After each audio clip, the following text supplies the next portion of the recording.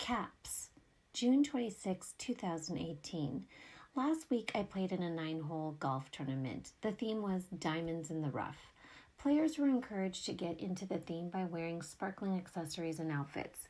Because I previously played with my friend Kristen in another tournament 2 summers ago, I was really surprised that she invited me to play in her foursome.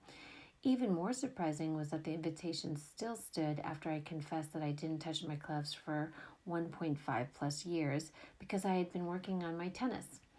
When I arrived at the club as Kristen's guest for the 9-hole tournament, I found out that she was the chair of the event. What an honor.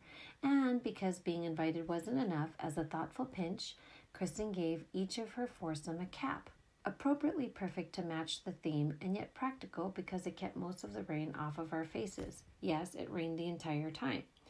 The hat is a souvenir of playing in a tournament that turned out to be a pivotal moment in my view of golf.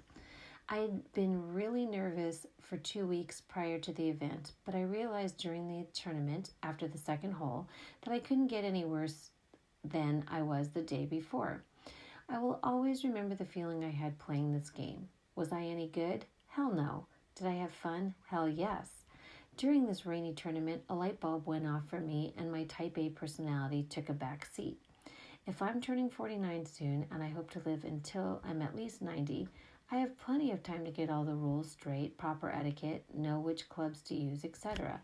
Obviously, I'm not going pro in this lifetime, so why was I in such a rush to master this game in a year or two?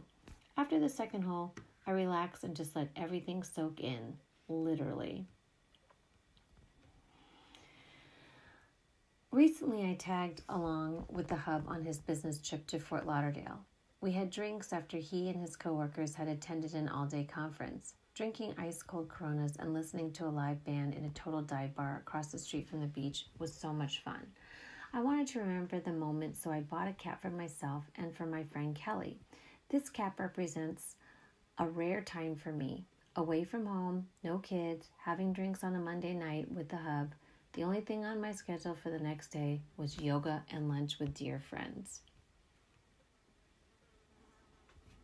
Last year for our 14th anniversary, the hub gave me a cap as a thoughtful pinch, and it made me smile ear to ear. As loud and obnoxious as this hat looks, this cap really represents easygoing family fun when we are at our home away from home. For the last 2 summers, we have been making memories in Costa Rica. When I see this hat, I think about this restaurant where we cook our steaks at the table on lava rocks. I think of drinking Coco Loco drinks where one is plenty. I think of family fun conversations and saving room for the addictive coconut ice cream. A few days ago, I put on the hat and the countdown began. We will soon be in our happy place. Months ago, I was catching up and having lunch with a friend. She asked me if it was okay that another friend, named Carlton, could stop by the restaurant for a quick chat. Of course, I'm flexible and I welcomed her friend. Within 5 minutes of his arrival, Carlton gave me a cap. State-run is his business and it's also his craft. I was impressed with the design and quality of the cap. I found myself giving him advice to have higher price points so that he could see quicker profits. By the way, BTW, he should stop giving away a cap to everyone he meets. A month later, I received 3 more of these thoughtful pinches. Embarrassingly, I still owe him a thank you note. I'll just add that to my thank you note Thursday list. It takes a lot of nerve to show up in our Bruin home with anything representing the Trojans, but we'll make our only exception. We'll make our only exception for this guy because we absolutely love him. The hub's godson gave him this cap as a birthday thoughtful pinch a couple of years ago.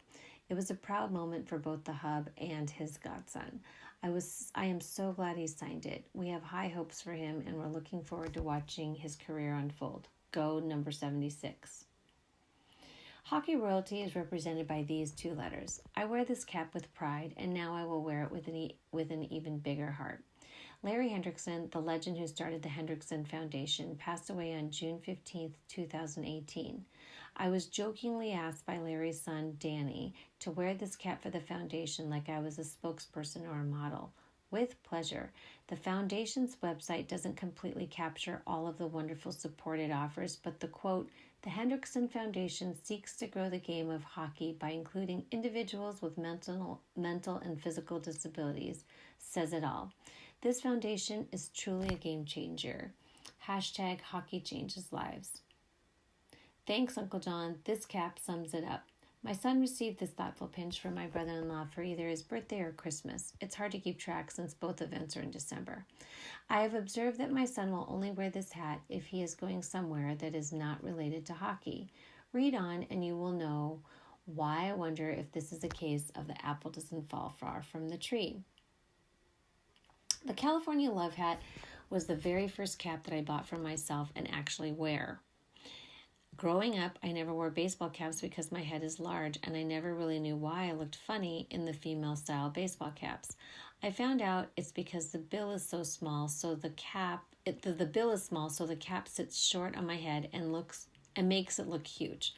I finally discovered the larger bills years ago while in Laguna Beach or San Clemente, so I bought the California Love Hat cap because I wanted to wear it whenever I missed my family.